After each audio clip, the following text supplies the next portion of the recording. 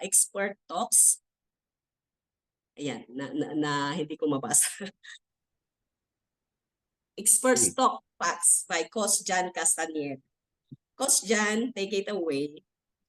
Thank you very much, Coach Sabet. So, hello po sa inyong lahat. Ako nga pala si John Castañeda from Malate, Manila. So, bigyan ko lang po kayo ng brief history kung anong nangyari sa akin sa Herbalife. Just last month po, nag-decision na magbawas pa ulit ng timbang, and I lost actually an amazing 17 pounds during the previous month. Ang maganda doon, gumanda po yung energy level ko. At saka, yun po, ang kagandahan din, mataas po ang immune system ko. So, bihira po magkasakit. Pero 8 years, almost 8 years na po ako sa Herbalife. And during that 8 years po, ayun, nakapag nutrition club na po ako before, tapos nag-share rin po ako sa maraming tao. And right now, more on nagko-concentrate po sa mga companies. Nag-share po ng proper nutrition doon.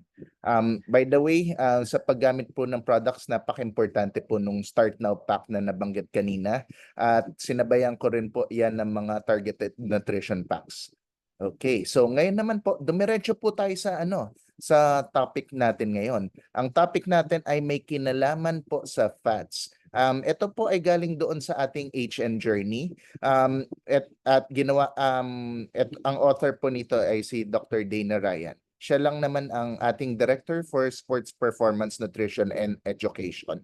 So, kung bukas po yung balanced diet po yung dinidiscuss, isa po sa part ng balance na yan ay yung fats. So, yan ang didiscuss natin today. So, pag-usapan natin sa next slides yung facts ng fats natin. So, napaka-importanting source of energy pala ang fats.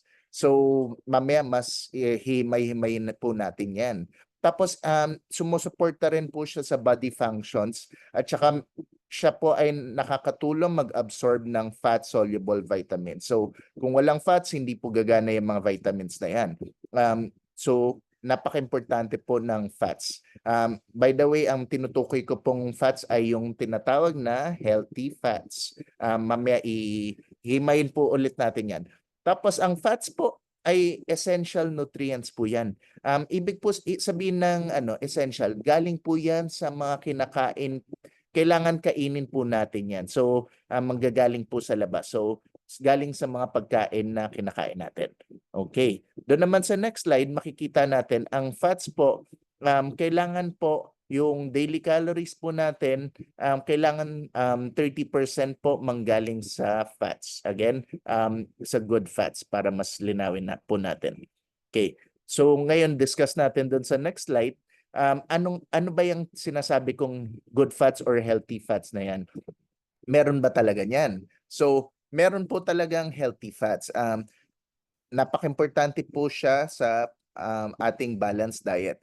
So, piliin po natin yung tamang fats galing po sa tamang sources. So, doon naman po sa next slide, i-discuss natin. Ayan. So, meron po tayong tinatawag na good fats. Yun po yung omega-3. Tapos meron po tayong bad fats, omega-6. Diyan po sa picture na yan, yung mga nasa left side po, yan po yung pinanggagalingan ng mga bad fats. So, mas maganda po kung yung mga i-replace po natin nung nasa right. Dahil kasi yung nasa right, yun po yung mga good fats. Okay, so, ayan. So, olive oil, just to name a few, avocado, salmon, tofu, at saka nuts po. Magandang sources of good fats or omega-3. So, ayan. Doon po sa next slide, i-discuss pa natin yung nasabi ko. So, yan nga. Ang good sources of fats or omega-3 or healthy fats, yan po, fish, nuts, olive oil, avocado. And yan po, sources po ng unsaturated fats.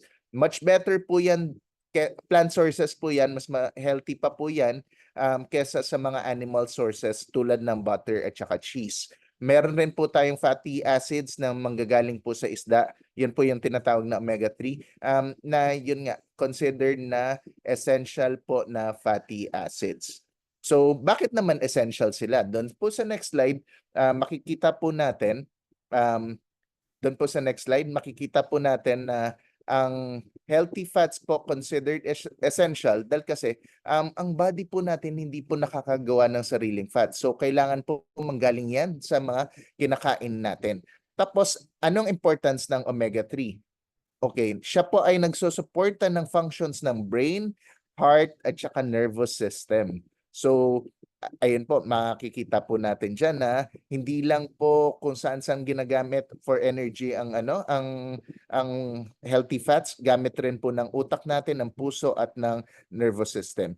Tapos, pero ang problema dito, kadalasan hindi natin masyado nakukuha yung enough na omega-3. So, ano po ang pwede natin gawin?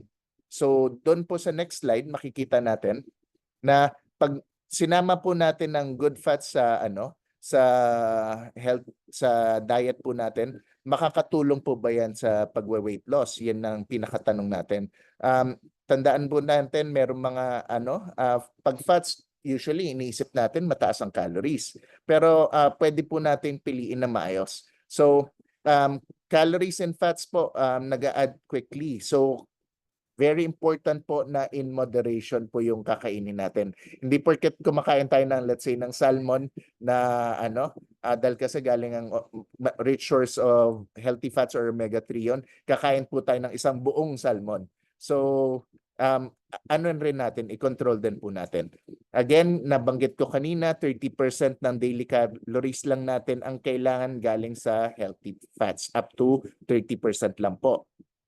Tapos pag hindi naman po tayo mahilig sa isda, marami po tayong supplement na nagpro-provide ng omega-3. And of all the supplements, doon po sa next slide, makikita po natin na ang Herbalife line po ang isa sa pinakamaganda na na food supplement po, at yun po, nakaka-help po siya na maintain ng healthy cholesterol sa atin, nakakatulong sa pagsuporta ng normal brain function, nakakatulong rin po siya sa healthy vision. Isipin nyo, fats nakakatulong sa natin, sa mata natin.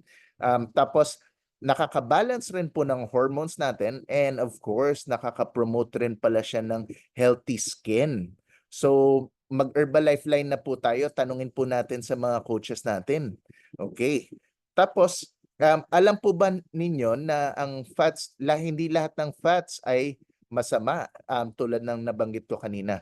So, merong karamihan ng fats, it's either omega-3 siya, yun yung mga good fats, or bad fats, which is yung omega-6. Actually, kailangan din natin kahit papaano ng konting-konting omega-6. Pero again, konting-konti lang po. Majority po ng kailangan natin ay omega-3. Nakukuha na po natin yan sa mga normal food na kinakain natin, kaya hindi nyo na kailangang maghanap ng omega-6 na yan na diretso. Okay, we need to be intentional about increasing our intake of good fats. So again, pilitin po natin na makarami po tayo ng omega-3 sa katawan natin para ma-achieve natin yung optimal balance na i-discuss tomorrow at saka yung nutritional requirement. So, yun, tandaan natin, pag-aralan natin kung saan natin nakukuha yung good fat. Ayun, nabanggit ko na kanina, may Herbalife line po tayo. Pero which has no minimal calories. Remember, pag sa pagkain po, meron pa rin pong calories, so dapat nating i-control yan. So, doon naman po sa next slide, review lang po natin, yan po ang mga best sources ng fats galing sa pagkain. So, tandaan po natin yung vegetable oils, piliin po natin in particular yung fatty fish, in particular mga salmon, tuna, sardines, avocado, flax seeds, chia seeds, olives, nuts, seeds, at kung ano-ano pa. Very good sources of po yan, of good fats po. And avoid po natin yung nasa baba dahil kasi medyo cancerous po yan. Usually, para lang tandaan natin, pag galing sa mga animal sources, except fish, medyo mataas po sa omega-6. At yun po ang topic natin for today. Masaya po tayong marami tayong natutunan ngayon. Coach Sabet, thank you very much. Back to you po. Thank you, Coach Jan. Thank you so much. Okay, so God bless po sa lahat.